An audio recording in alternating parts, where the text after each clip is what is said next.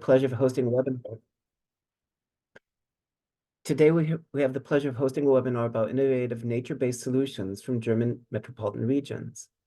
This webinar is part of NVRC's unique and special international programming, which prioritizes the transfer and potential adoption of sustainable policy and technical innovations from pioneering metropolitan regions overseas to Northern Virginia.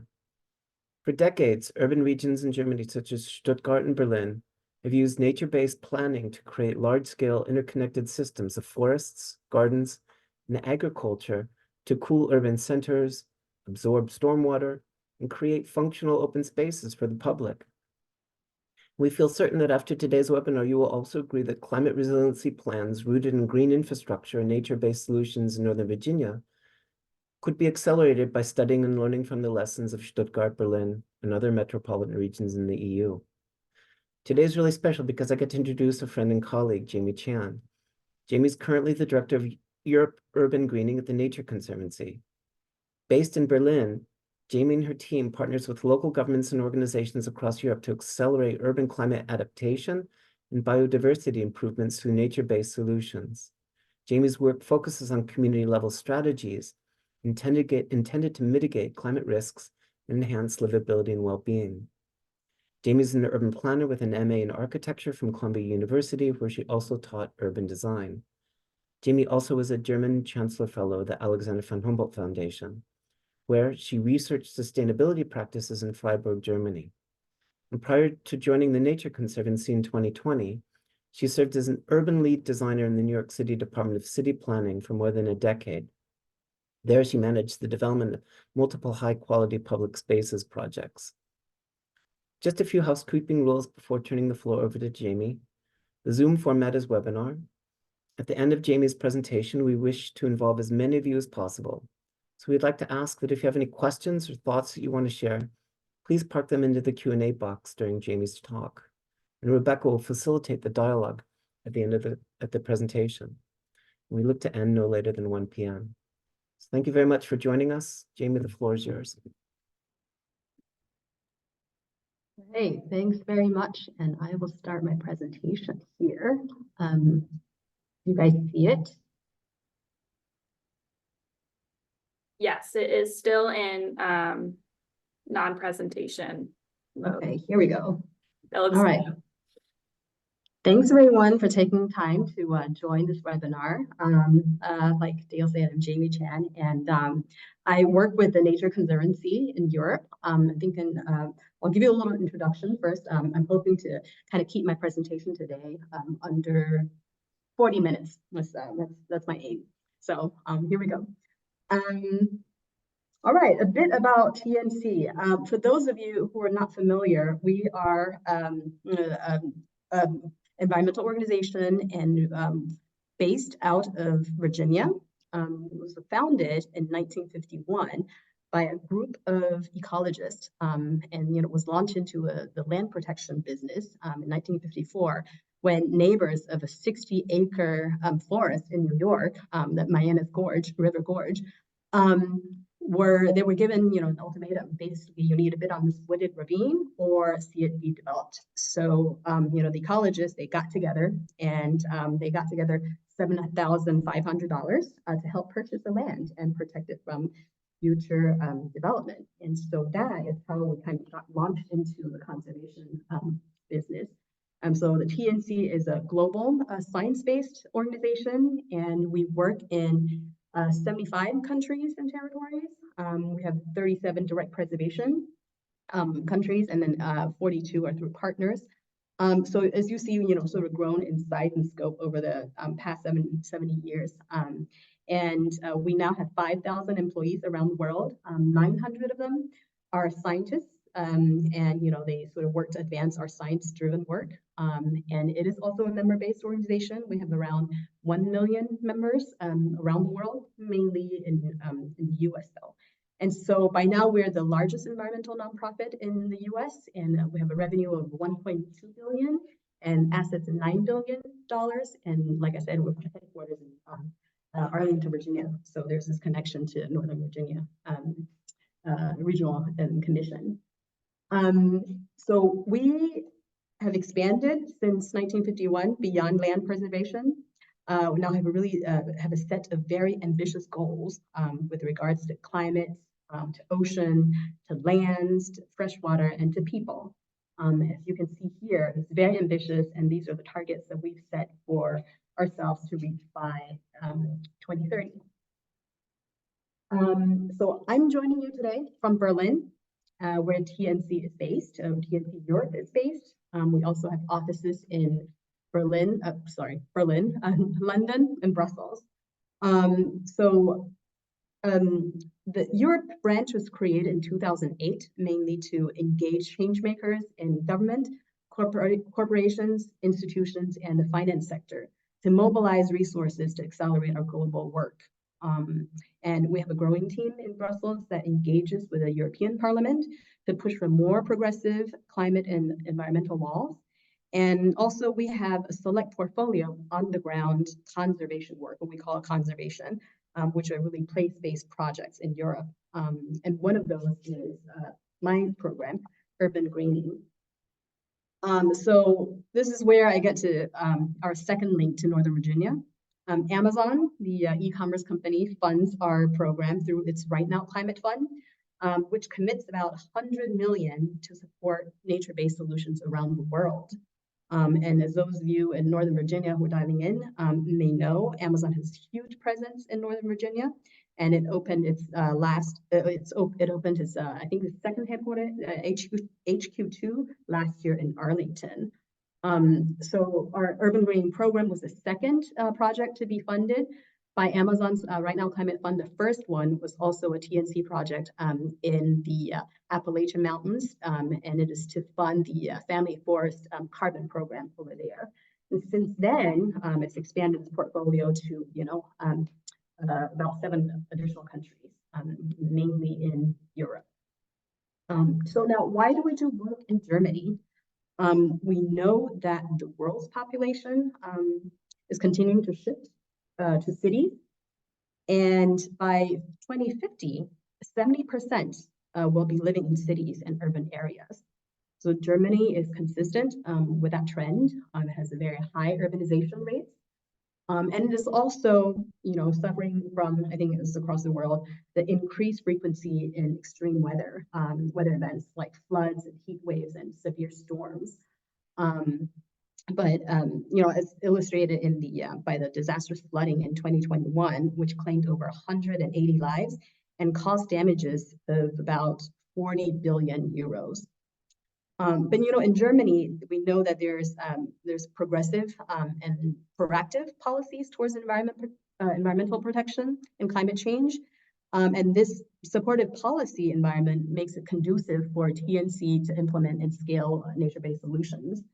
There is also strong public awareness and commitment to environmental issues here, and that enhances community involvement and and support for NVS projects, and the community would feel ownership in it. So one thing that I didn't list here, and it's actually a sort of major driver for us to work here, is really a sort of a problem in Germany, I think in particular, of just staff shortage, resource shortage. Municipal governments in Germany, they're extremely understaffed, and there's very little ability to kind of go outside of business as usual. So with this kind of unwieldy hiring process, NGOs like us, TNC, could come and fill the gap. So our Urban Greening program was really a program to focus on climate adaptation and biodiversity improvement through urban green infrastructure. And our theory of change is really to embed nature-based solutions into municipal processes in major cities, accelerating the transformation from gray infrastructure to green infrastructure. Our program started in 2020, and we have 3.7 million euros to do work in 2 cities. So we have engaged with municipal partners in Stuttgart and Berlin and other local organizations. And so what we do with this funding is that we also leverage partner co-funding and asking them to make contribution as well, because they need to show commitment to this work that we're undertaking together. So, there is up to a 1-to-3 match where we bring in the money and then they also match with their either in kind or with resource, personal staff attention and engagement. One, I guess, I want to place emphasis on this last point where the TNC staff is nested into local governments. This is the seconding of staff, an external staff into a local authorities is fairly unprecedented in Germany. There is very strong and strict privacy and data protection laws, and that makes it really kind of difficult for I guess external folks to come in and sort of to work with to wear the two hats of TNC and also with a municipal. But we were able to find partners who are open to experiments and be innovative in this approach. So we thought that was really important because they need the resources to kind of help them unlock projects. And we also felt like having our staff there really builds the credibility in the collaboration and the work that we undertake together. This is a list of our visions and objectives, and I'll just quickly go over them. NBS, nature-based solutions, is actually a very cost-effective, cost-efficient way to increase local and global climate resilience, and encourages biodiversity and can help enhance human well-being. We want to accelerate the integration of NBS into the municipal budget and capital planning cycles, to make sure that it's integrated.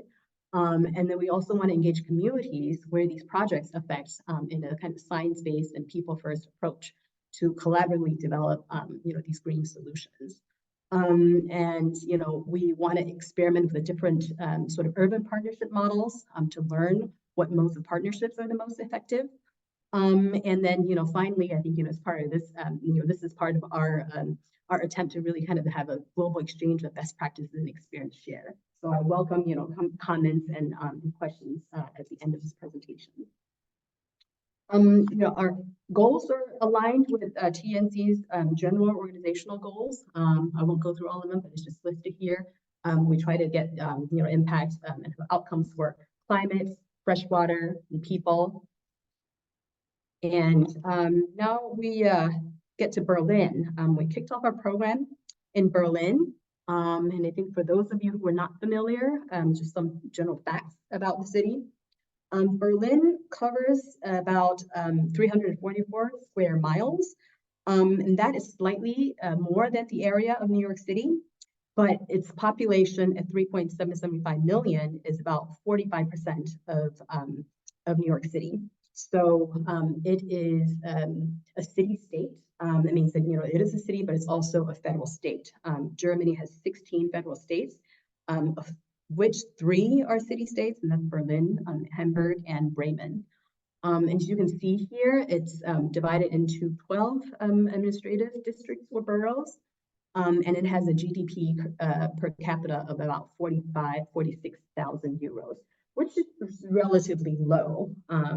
And as you know, given the history of Berlin being separated by the wall, it is still trying to catch up as far as kind of, economically with some of the Western Europe federal states. Here is so a map of kind of a land use map on the right is what you see. Oops, right, back. Most of our activities have been in Charlottenburg-Wilmersdorf district here in the purple, as you see that I'm pointing to. So you see on the map on the right that most of Berlin, well, almost 40% of Berlin is green space. But there is also density where you see the black. And the sort of the salmon is the developed area. So the density in the inner areas is fairly high, and it does have a lot of highly impervious areas. But sometimes you'll see people say that Berlin is actually one of the greenest cities in Europe, and that's because you see how the city boundary is very, very big. So you actually have a lot of this green agricultural land that are farther out. And when you come and visit Berlin, mainly here is where sort of the urban activities take place.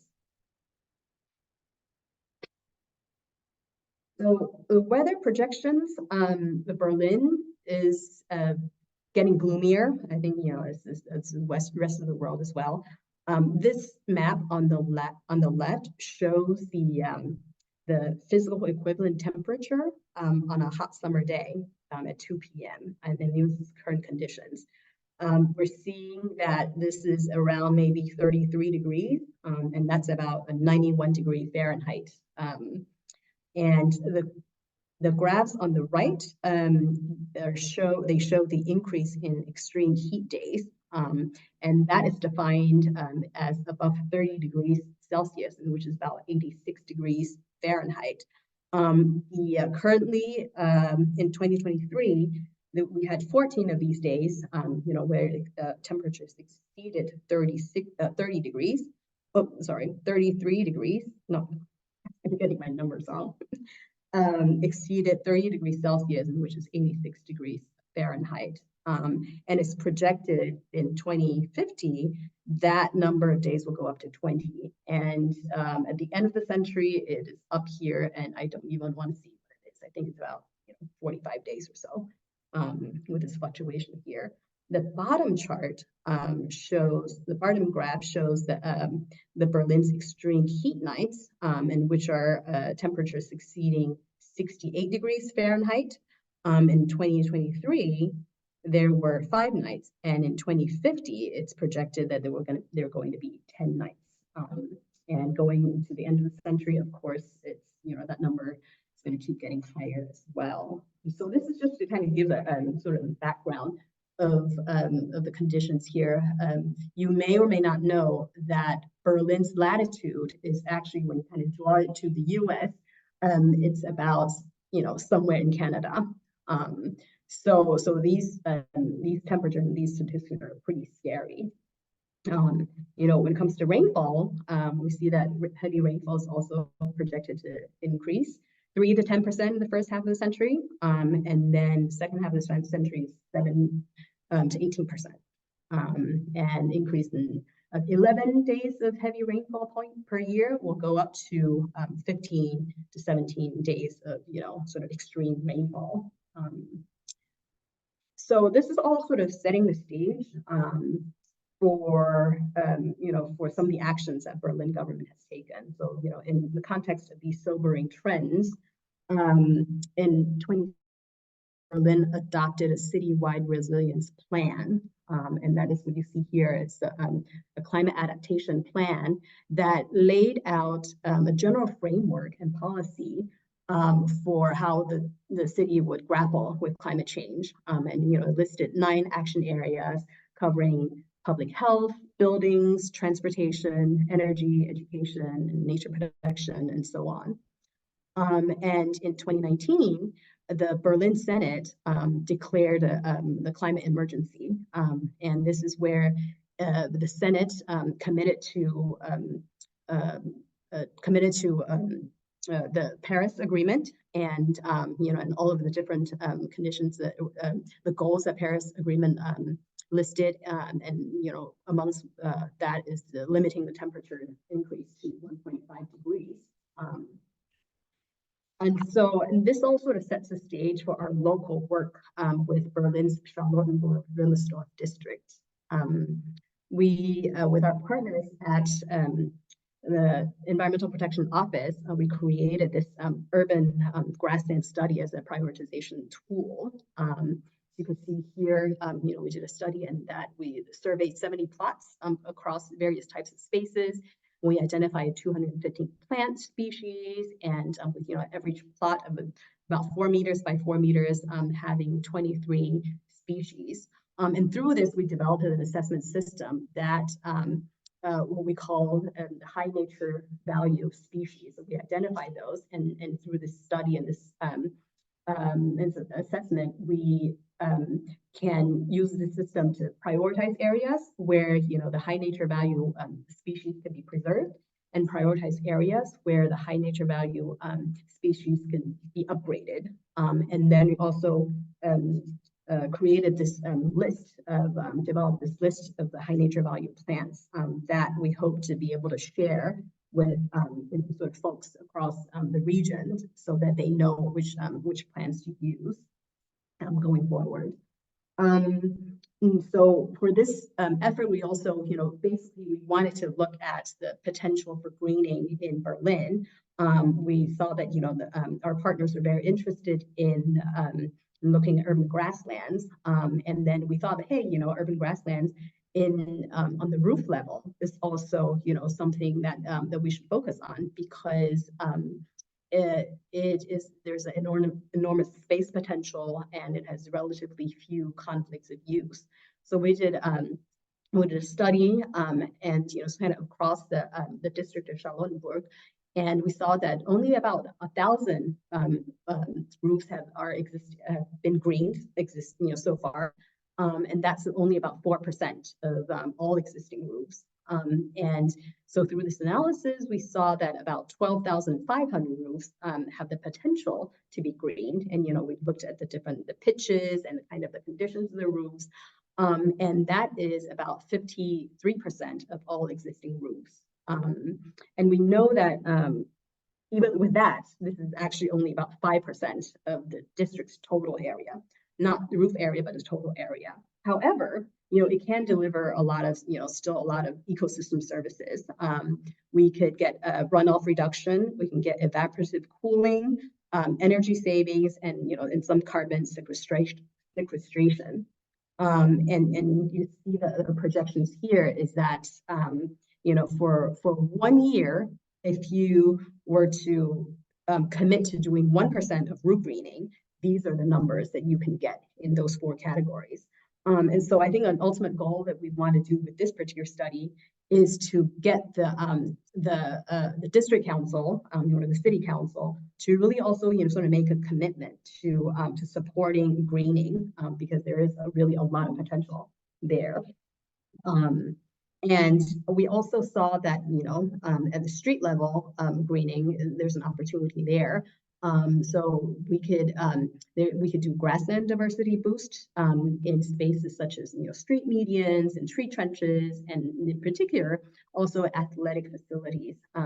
In Berlin, there are a lot of these publicly owned and publicly accessible facilities.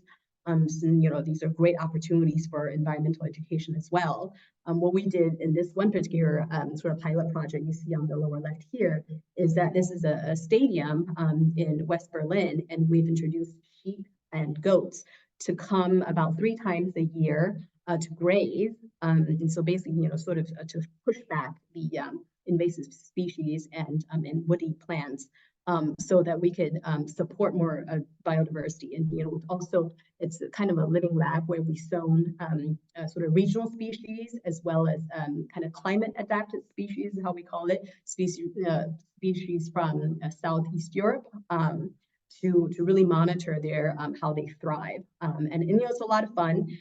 People can come and just sort of exercise and look at the sheep. So, and of course, the street medians and street trenches, these are really kind of lower hanging fruits where you can go. Usually they're very species poor. We identified where, the sort of high priority areas for their location, for their prominence, and just for their sort of need for upgrade. And you basically just go there and sow these sort of diverse seeds. And so that's something that we would like to push more in Charlottenburg, and of course Berlin, sort of scale it across. Pivoting to a different project in Charlottenburg, and this is a neighborhood climate adaptation plan. So it's called Mierendorf Insel, is Mierendorf Island is a Berlin mixed-use neighborhood that's in transition.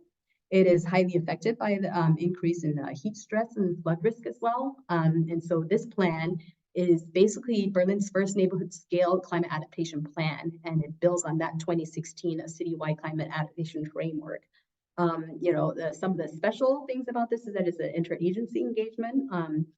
So making sure that the agencies are brought in for buy-in, because a lot of these different departments will be in charge of implementing, getting funding for a lot of these recommendations that came out of the plan. So, having them engaged very regularly is very important. And then this also was an intensive co-creation process with the local community, to make sure that they feel ownership in these projects. So this was a sort of a year-long process that included the analysis of the existing conditions and stakeholder consultation, design development, and simulation and modeling. So the outcomes was that we came up with 6 action areas with 66 recommendations for implementation across kind of various timescales: short-term, mid-term, long-term. And the 6 action areas generally are basically kind of touching on co-creating, making sure that everybody's represented in the process. And it focused on the streets to make sure that you design multimodal mobility, green infrastructure over gray infrastructure, promoting climate-friendly construction, wet instead of dry, so smart use of water resources. This is a big topic with the neighborhood. And then vitality on the island, connecting and expanding biotopes.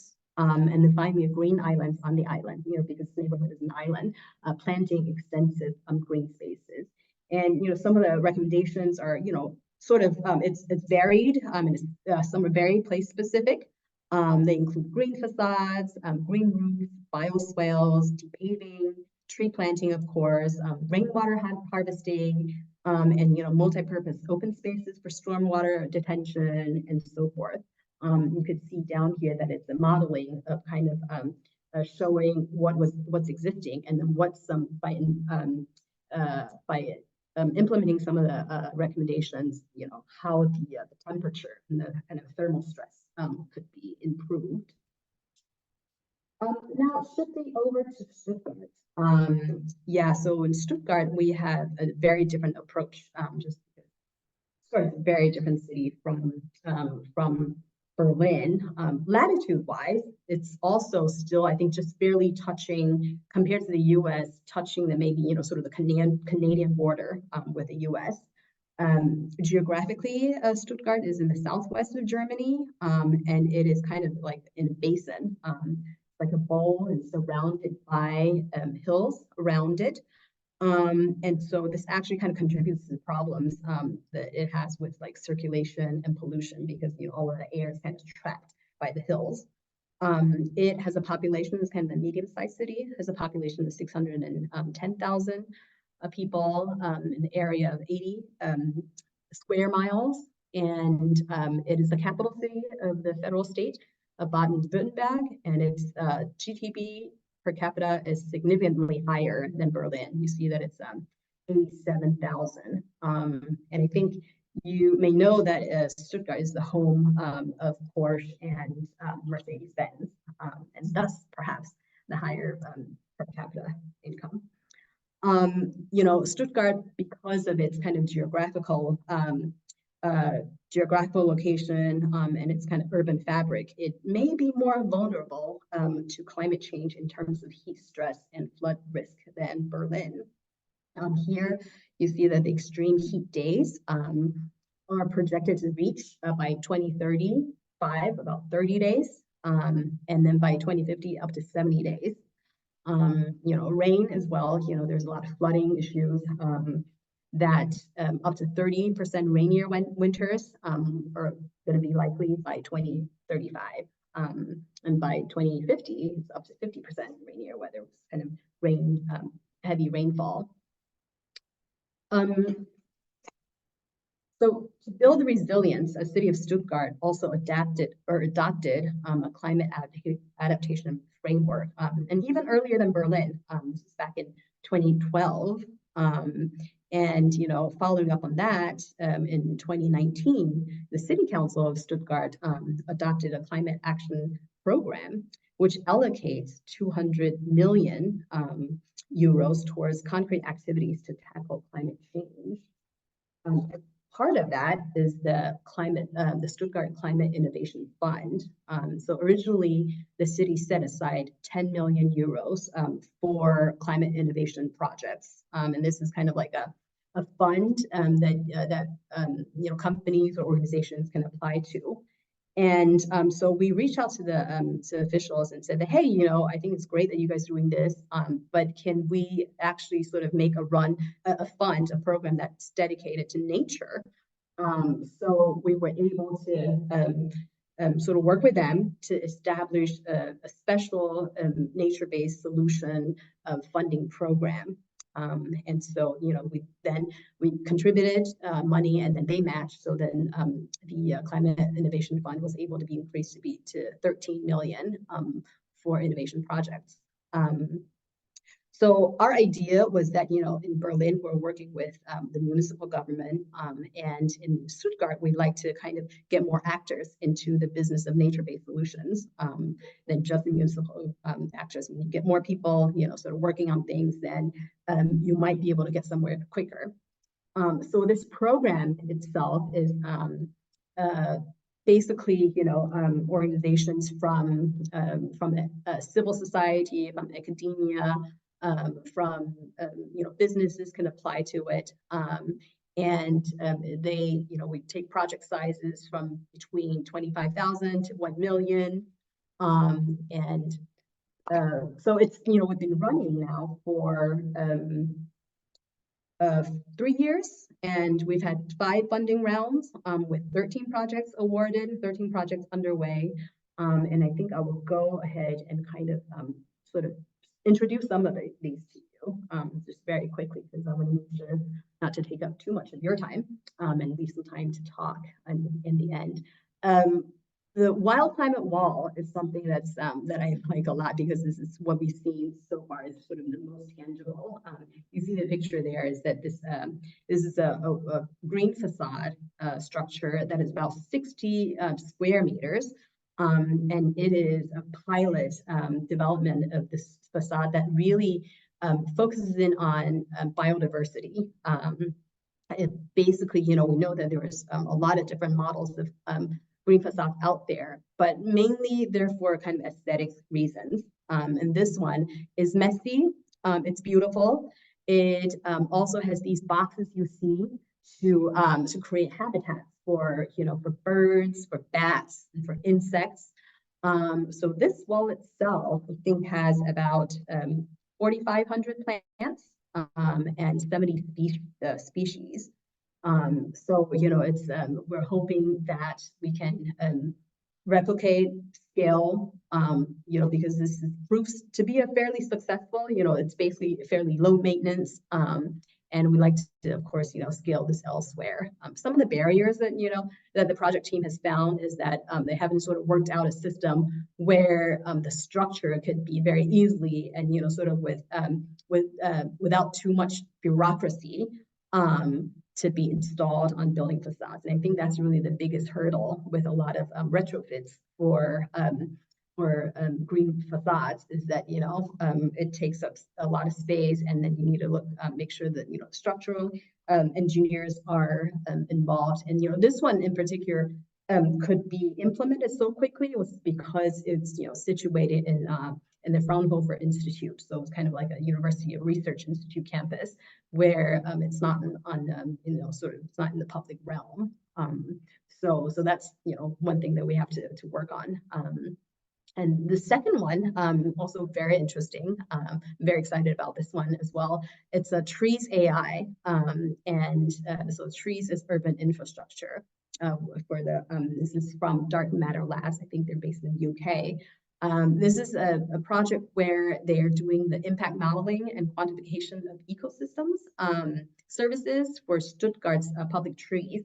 And they're working with quite a number of public authorities to find out, what the priorities are, and they're doing, sort of assessing vulnerabilities of, sort of these the green assets, green infrastructure around the city. And so I think, by that they're also addressing issues of environmental justice, as since the demographics, are also taken into consideration.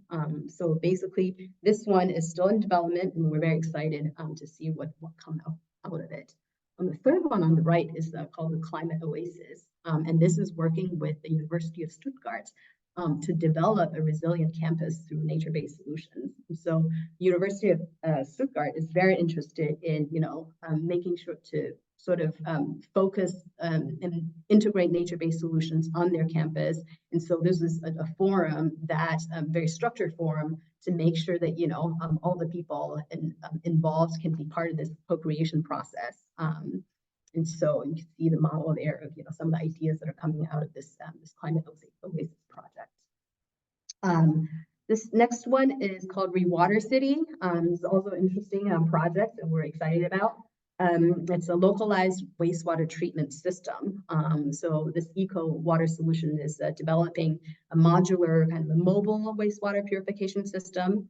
And it's by sort of biological and mechanical means, so no chemicals involved, and that it's mobile, so it can deploy for local use and sort of for decentralized use for irrigation. So that should be really interesting. And then another one is the balcony trellis design tool. This one, is going to create parametric wet tools that you can access for individual design of trellises that can support balcony planting. Those of you who have been to Germany, you'll probably know that there are a lot of balconies, and so there's great potential. Almost all apartments, and you have access to a balcony. So I think it's really excited about this as well.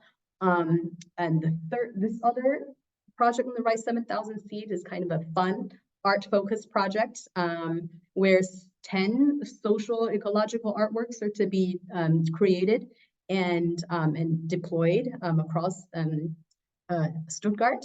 So that, kind of brings in a different energy than just these very science and technological solutions that other projects are looking at.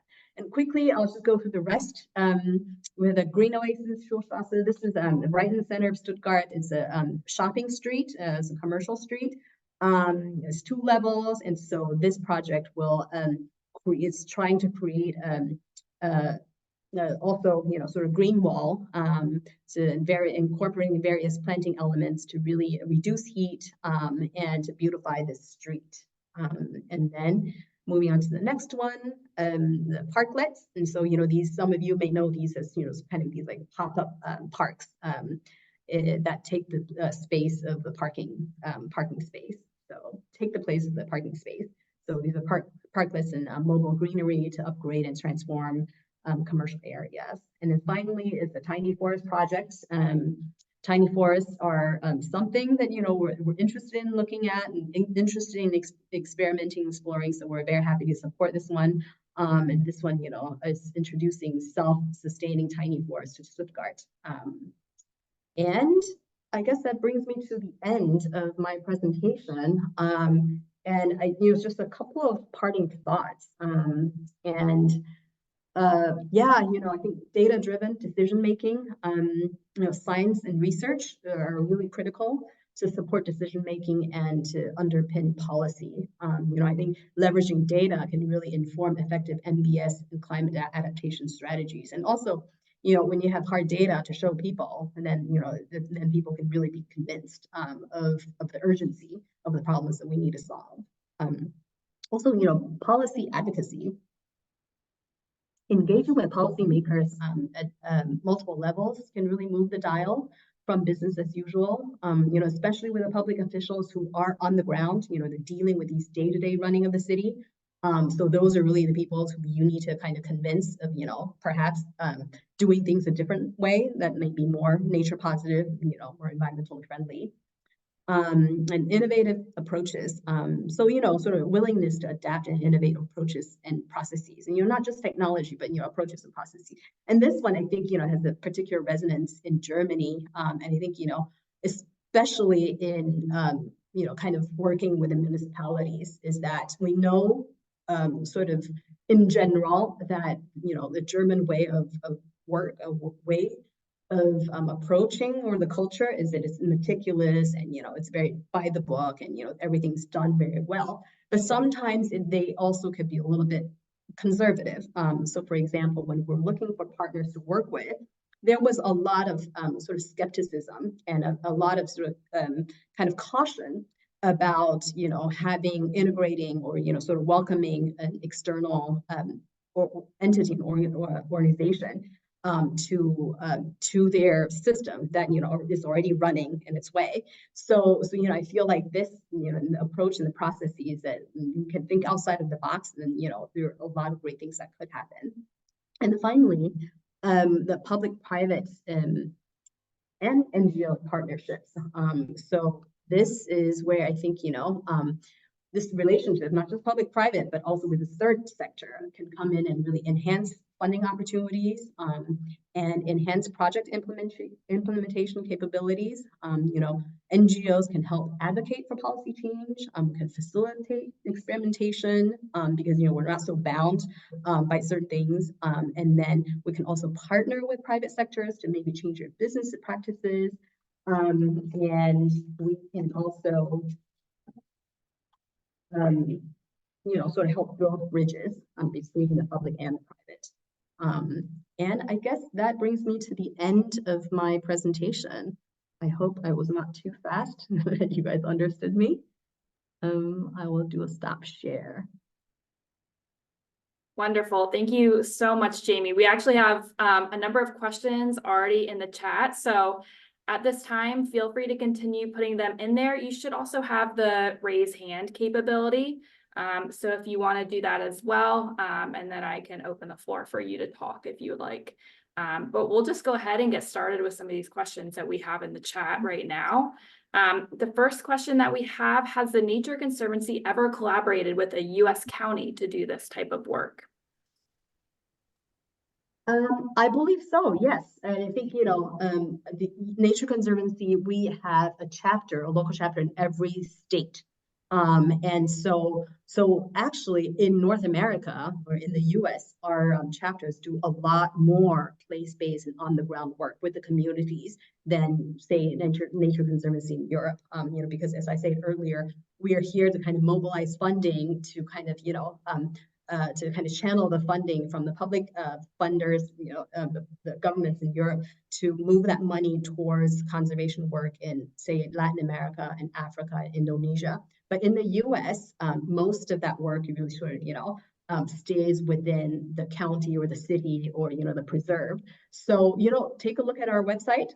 We have a lot of projects, and you can go to, I think you can go to every state and sort of see what activities are there. And I would say that especially for urban focused work, it is, the TNC has a lot of urban focused work of kind of various types in the US. I would say slightly more so than in Europe, just because we're so young. And yeah, take a look. Great. The next question: do you know of cases where insurance companies, including health insurance, or further private public actors have invested in urban nature-based solutions because of their co-benefit returns? I don't know any from the TNC work, but I do know that our partner in Germany, it's called Environmental Action Germany. They are working with German, kind of a very big health insurance company. And in Germany, you have the state health system and you have the private health system. And this health insurance company is called a state health company. They're working to really look into sort of, nature-based solutions for preventative, to kind of for prevention, because I think, the health insurance, they do know that there is, benefit to public health when you have nature, when you have parks, and you have, these amenities. And, TNC actually has, I think it's called the Green Hearts study that we performed a few years ago in Kentucky, that really had the data about, heart health and your proximity to green, how that is beneficial. So there is in Germany this interest from the health insurance to see about the connection between nature and how investments could help prevent diseases and improve public health. I'm not so sure about the cases in the US though. Great. The next question, after identifying potential rooftops for greening, do you meet with building owners? And how do you go about convincing them to participate in these greening efforts? And I think in Northern Virginia, this is a topic of conversation as well. So interested to hear your thoughts on this. Absolutely. I think in Germany, same. With that study, so actually in Berlin, there is a program called Green Roof Plus program, and it's an incentive program where there is funding available for building owners to do that, to sort of help them install green roofs. But we've noticed that the biggest issue is really it's outreach, because people don't know about this program, and so our next step is really that that our partners in this district office are looking into maybe setting up sort of a public outreach program to really get the word out and really to kind of to help people learn more about the program and kind of help them through the process. And I think that's really what we've seen, the biggest issue is really outreach, because in Germany, the money is there, the know-how can be there if we can make that connection. But one thing though, it is kind of also a challenge in Berlin is that, as with cities, Berlin is fairly dense, highly urbanized. And so most of the buildings are actually apartment buildings, right? So when you have renters or, and to a lesser degree, apartment or condominium owners, then to get to that greening the roof, it becomes a lot more difficult because it's not, that decision does not rest with just one person or one family.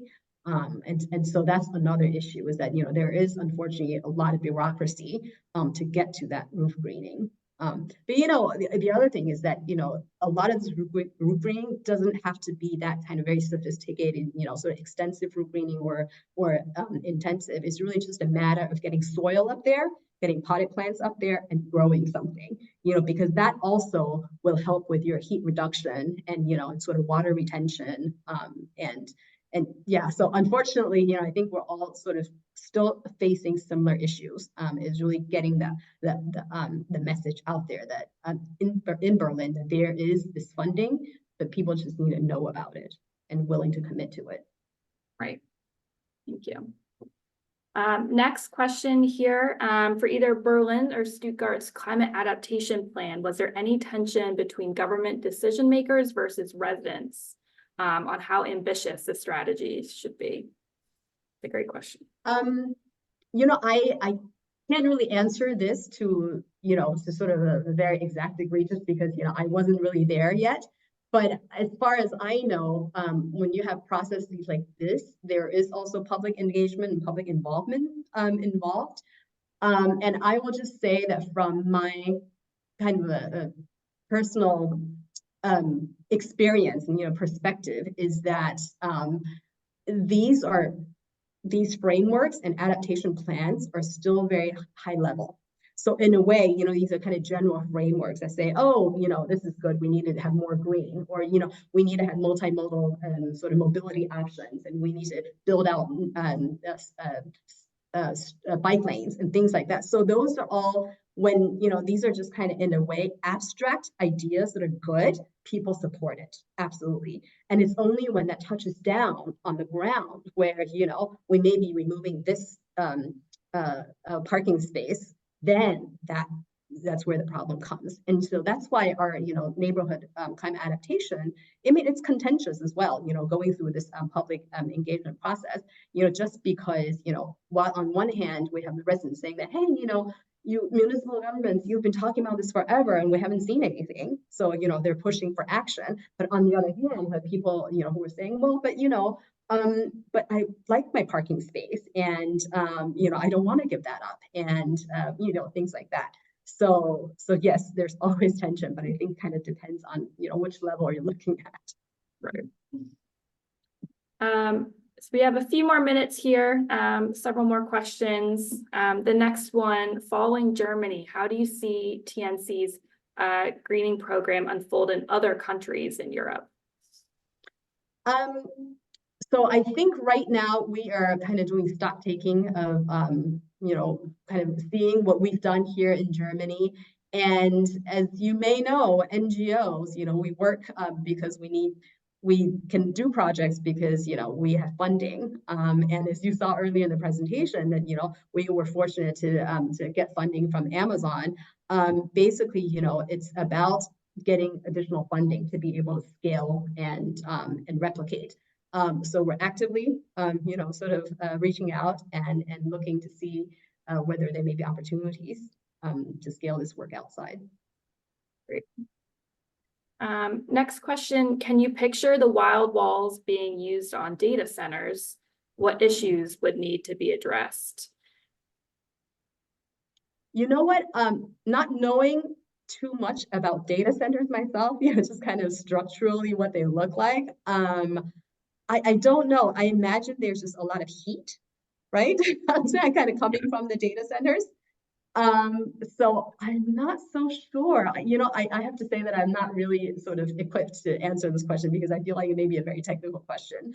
Because I guess the green wall might trap that heat, and that would not help out with the data center. So I'm not so sure that it might be applicable and transferable to data centers. I don't know, Rebecca or Dale. I was about to say, Dale, do you have any thoughts on this? No, that's a brilliant question. I Maybe know. something we're pursuing with Virginia Tech Absolutely. and their School of Architecture. Love to stay in touch with Janet because you've inspired a really creative idea. So Right, Indeed. because there has been discussion on implementing green roofs on data centers and what that could look like. So after this presentation, Janet, we'll send you an email. We'd love to stay in touch. definitely. Let's see here, a few more. I'm interested in contacting TNC for my locality. Is there any type of information we should collect before contacting a chapter? No, I think there's contacts on our website because we are a membership-based organization, so we're very happy to hear from people. We're very happy to to kind of to work with the community. Great. Or you could just send me an email and I'll see how to connect you. And her information will be on our website following the event as well as the webinar recording. Next question here, can you share any feedback about how either cities' climate actions take equity into account, especially for differing income and ethnic demographics? That is a big issue that I think cities are working on. And I would say, because I am American and, I worked in New York for a while, that issue of equity is definitely has more focus in the US than maybe in Germany or in Europe. Because I think that, the questions of equity are just more prominent in the discourse in the US. I think Germany is slowly catching up to it about the idea of environmental justice and equity. But I think just from my very personal American perspective, I think there is work to be done on that front in Germany. I think the issues are a little more different than the U.S. And I will say that Germany is, as far as the wealth distribution and the disparity is not as extreme as the U.S. And so, the social network it's relatively strong, or I guess the social welfare network. So, but that is not to say that there is no, sort of issues about equity as well here. But it is slightly less than the US. And so I think maybe that's why the focus and the attention has not been as much as in the US with cities work. So we have about 4 more minutes. Please feel free to put any additional questions in the chat here, or feel free to raise your hand. If not, we'll give it maybe another minute or so, and we can always wrap up a little bit early.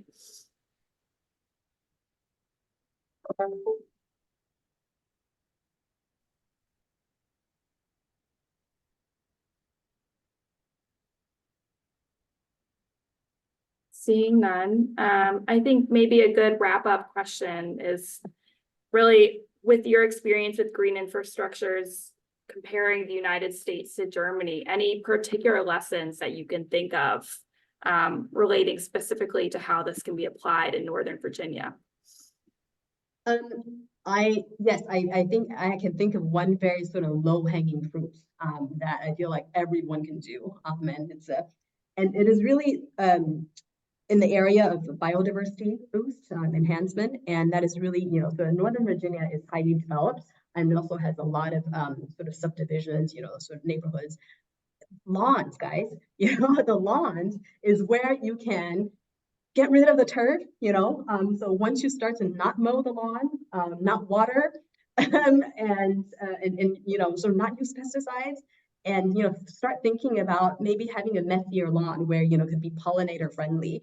I'm starting to see some of that, in America, in Atlanta, where I have family. It's just some of these subdivision lawns are now starting to look a little wilder. And so I feel like if there is a sort of a real campaign and push for this, and it's really a paradigm shift, I believe, that Northern Virginia or the rest of the U.S. could really, I mean, that's a very kind of like a low-hanging fruit to get the biodiversity going. And some other things, lessons learned with maybe in Northern Virginia would be deep paving. I think there's parking lots, and what you see is that it's highly developed, and so it does need to accommodate sort of the parking of cars, and that's unavoidable. But certainly, we can start to think about different technologies for pavers, porous pavers, and more shaded, sort of shading, tree canopies, and bioswales and things like that. I think if you could start to create that and and sort of systematically scale that and to really sort of create a network through Northern Virginia, that could be a very, very profound impact. Just these two things. So those are something that I would advocate for Northern Virginia. That's I feel like can be done fairly easily, but it really is about the public awareness, and I think that outreach is required to kind of ask people to think differently. So great, yeah, those are nice low-hanging fruit items that we can all think about. We do have one more question in the chat, and then we will go ahead and wrap up. Let's see. Nice and easy. Does the website have wild wall information? And we do have wild wall information, but unfortunately they're all in German. There is a great video. I don't know how the AI capabilities are now in sort of translating, but I could see if I could send me an email, and I can see what kind of information I can get to you. I know there's been a lot of sort of media attention on it, and so I'll see if I can get some English translated materials over to you. I know that Timothy Beatley at the University of Virginia, whose biophilia initiative, has explored these, especially some examples of these green walls in Europe. So there's I think a possible to cultivate more interest. So we'll take note also of the question, give you try to cobble together some feedback, because you've just inspired something really, really with a strong potential. definitely. Well, with that, we are at 1 o'clock on the dot. So thank you, everybody who has stuck around through the Q&A. Thank you for attending the presentation. And thank you again, Jamie, for sharing all of this incredibly useful, insightful information. I know Dale and I have, project ideas and thoughts for how this can be implemented in our region. So we're excited to continue this forward. With that, again, this recording will be on NVRC's website following pausing the recording here, and then again Jamie's information and slides will also be available. So thank you all again, and enjoy the rest of your afternoon. Thank you. Thanks very much.